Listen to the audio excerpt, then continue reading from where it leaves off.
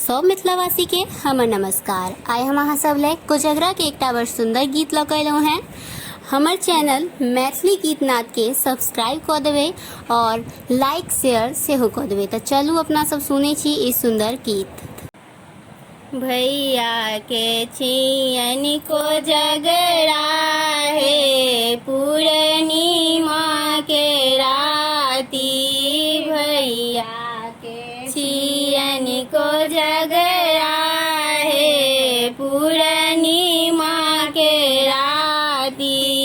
कथी के जूता कथी के छाता, कथी के जूता कथी के छाता, कथी लागल छनि खरमुआ हे पूर्णिमा के राती।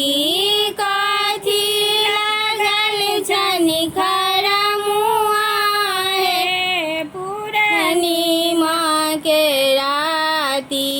भैया के छियन कोजगरा हे पूर्णिमा के राती।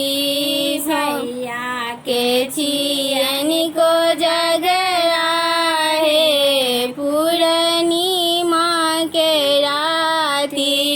सोना के जूता रूपे के छता, सोना के जूता रूपे के छता, चुनकी लागल छनि खरमुआ हे पूर्णिमा के राती।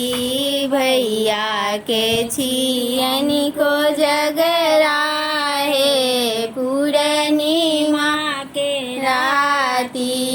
कथी के डाला कथी सजल छनि, कथी के डाला कथी सजल छनि, कथी कागल छनि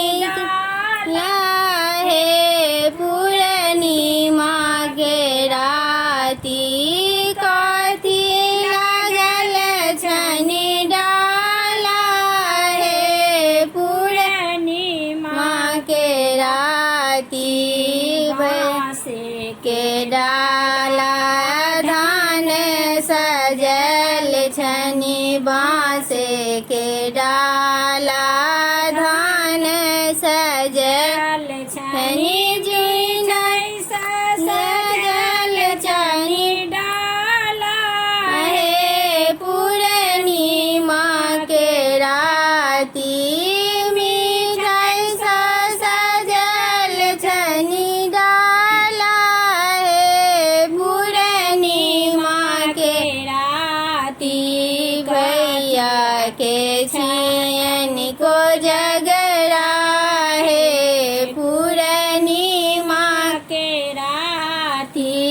कथी के थारी कथी के कौड़ी, कथी के थारी कथी के कौड़ी, किनका संग खेलती पचीस हे पूर्णिमा के राती।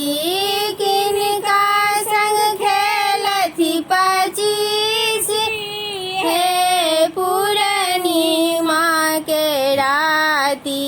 भैया के छियन कोजगरा हे पूर्णिमा के राती।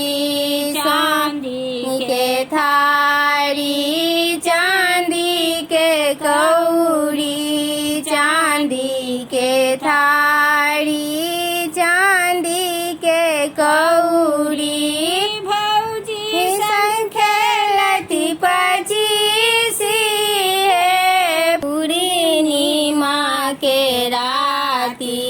भैया के छियन कोजगरा हे पूर्णिमा के राती। उम्मीद है यहाँ सबके गीत निक लागल है। धन्यवाद।